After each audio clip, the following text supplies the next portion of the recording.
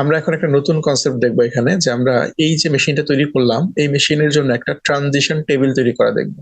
তাহলে আমরা এই যে ডায়াগ্রামটা তৈরি করলাম ডিএফ এর, এটাকে আমরা অনেক ক্ষেত্রে দেখবো এটাকে বলা হয় স্টেট ডায়াগ্রাম। তাহলে ডিএফ এর ক্ষেত্রে যে ডায়াগ্রামটা আমরা তৈরি করলাম স্টেট দিয়ে, এটাকে আমরা বলতে পারি স্টেট ডায়াগ্রাম। যেহেতু কয়েকটা স্টেট দিয়ে আমরা একটা ডায়াগ্রামের তৈরি করছি, তাহলে এই ক্ষেত্রে এটার নাম হচ্ছে স্টেট ডায়াগ্রাম। একইভাবে এই মেশিনকে আমরা চাইলে একটা ট্রানজিশন টেবিল দিয়েও রিপ্রেজেন্ট করতে পারি। তাহলে ট্রানজিশন টেবিল ব্যাপারটা ছিল আসলে, আমরা ডিএফ এর ক্ষেত্রে আলোচনা করেছিলাম যে একটা ডিএফ কে ডিজাইন করতে গেলে 5টা টুপেল ইউজ করতে হয়। 5টা টুপেলের ভিতরে একটা টুপেল ছিল হচ্ছে ডেল্টা বা ট্রানজিশন। ট্রানজিশন বলতে আমরা বোঝাচ্ছিলাম যে কোনো একটা স্টেট থেকে আমরা কিভাবে আর একটা স্টেটে মুভ করি সেটাকে আমরা ট্রানজিশন বলি। এখন এই ডায়াগ্রামে যতগুলো ট্রানজিশন আছে সবগুলো কিন্তু একটা টেবিলে আমরা রিপ্রেজেন্ট করি, সেটাকে আমরা বলি ট্রানজিশন টেবিল। তাহলে আমরা একটা ট্রানজিশন টেবিল তৈরি করব। ট্রানজিশন টেবিল তৈরি করার জন্য আমাকে যেটা করতে হবে, আমরা একটা টেবিল ফরম্যাট বা একটা টেবিলের শেপ আমরা এখানে টেবিল শেপ আঁকলাম। এবং বেসিক্যালি এখানে আমরা প্রথমে দুইটা কলাম নেই, একটা কলামকে আমরা একটু লেবেলিং করে ফেলি। ফার্স্ট কলামকে আমরা বলবো that is a present state. তাহলে আমি বলতে পারি প্রেজেন্ট স্টেট। আমি শর্ট ফর্মে লিখতেছি P for present, S for state, present state. একইভাবে নেক্সট যে কলামটা ছিল এখানে আমরা লিখবো হচ্ছে নেক্সট। তাহলে নেক্সট এর জন্য আমি শর্ট ফর্মে লিখতেছি এনএস বা নেক্সট স্টেট। আমি প্রেজেন্ট স্টেট গুলোকে এখানে বলবো, নেক্সট স্টেট গুলোকে এই পাশে বলবো। তাহলে প্রেজেন্ট স্টেটের ভিতরে আমার মেশিনে যতগুলো স্টেট ছিল ইনিশিয়াল থেকে শুরু করে সবগুলো স্টেটকে আমরা এখানে একের পর এক লিখবো। তাহলে আমার ইনিশিয়াল স্টেট ছিল কিউ নট। তাহলে আমি প্রেজেন্ট স্টেটের ঘরে প্রথমেই লিখলাম কিউ নট। নেক্সট আমাদের একটা স্টেট ছিল কিউ ওয়ান। নেক্সট একটা স্টেট ছিল কিউ টু, এবং আরেকটা স্টেট হচ্ছে আমাদের কিউ থ্রি, এবং লাস্ট স্টেট আমাদের যেটা আছে সেটা হচ্ছে কিউ ফোর। এখন এই স্টেট গুলো থেকে কোনটা ইনিশিয়াল স্টেট সেটা আমরা টেবিলে কিভাবে আইডেন্টিফাই করবো? আমরা জানি যে ইনিশিয়াল স্টেটকে একটা অ্যারো সাইন দিয়ে মার্ক করে দেওয়া যায় ইনিশিয়াল স্টেট বোঝানোর জন্য।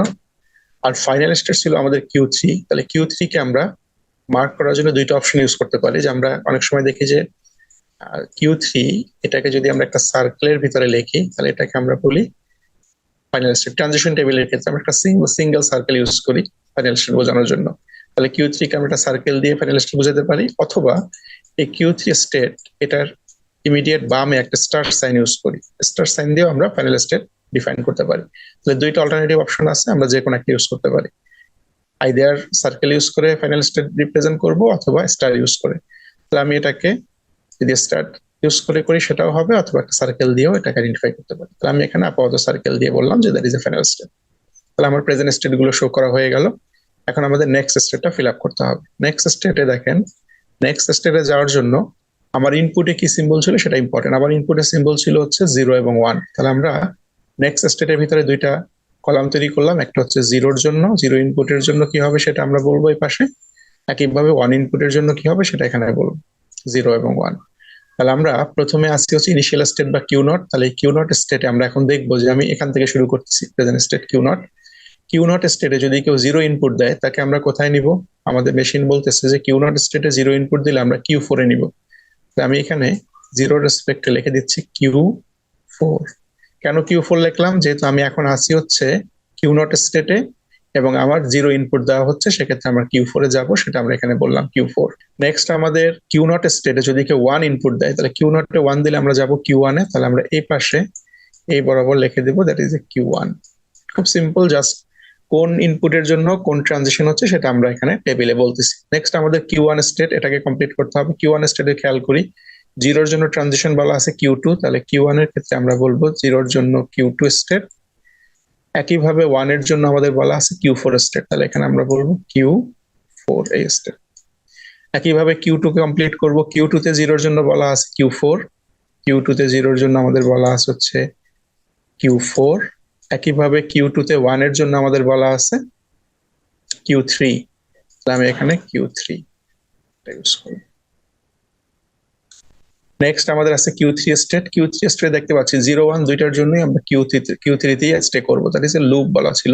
তাহলে কিউ থ্রির ক্ষেত্রে আমরা 0-র জন্য কিউ থ্রিতেই থাকবো, অ্যাজ ওয়েল অ্যাজ 1 এর জন্য আমরা কিউ থ্রি স্টেটেই থাকবো।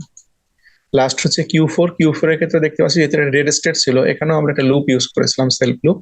তাহলে কিউ ফোর এর জন্য আমরা বলতেছি যদি 0 দেয় সেক্ষেত্রে আমরা কিউ ফোরেই থাকবো, যদি 1 ইনপুট দেয় সেক্ষেত্রে আমরা কিউ ফোরেই থাকবো। তাহলে এই যে টেবিলটা তৈরি করলাম, এখানে আসলে আমাদের এই মেশিনে যত ট্রানজিশন ছিল বা যত মুভ ছিল সব মুভ গুলো কিন্তু আমরা এই টেবিলে দেখাইলাম। তাহলে এটাকে বলে ট্রানজিশন টেবিল, আর এটাকে আমরা বলছিলাম স্টেট ডায়াগ্রাম। তাহলে আমাকে কোন একটা ডিএফ এর জন্য স্টেট ডায়াগ্রাম তৈরি করতে বললে আমরা এটা তৈরি করবো, অথবা শুধু ডিএফ এ তৈরি করতে বললেও আমরা আসলে স্টেট ডায়াগ্রামটাই তৈরি করব।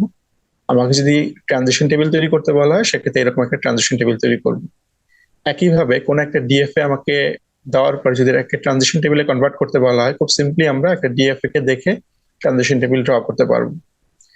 সিমিলার ওয়েতে আমরা একটা ট্রানজিশন টেবিল যদি আমাকে দেওয়া হয় এবং বলা হয় যে এই ট্রানজিশন টেবিলের রেসপেক্টে একটা স্টেট ডায়াগ্রাম বা একটা ডিএফ এর তৈরি করতে হবে, সেক্ষেত্রে আমরা কিন্তু এই ট্রানজিশন টেবিলের রেসপেক্টে এই ডায়াগ্রামটা তৈরি করতে পারবো। ধন্যবাদ সবাইকে।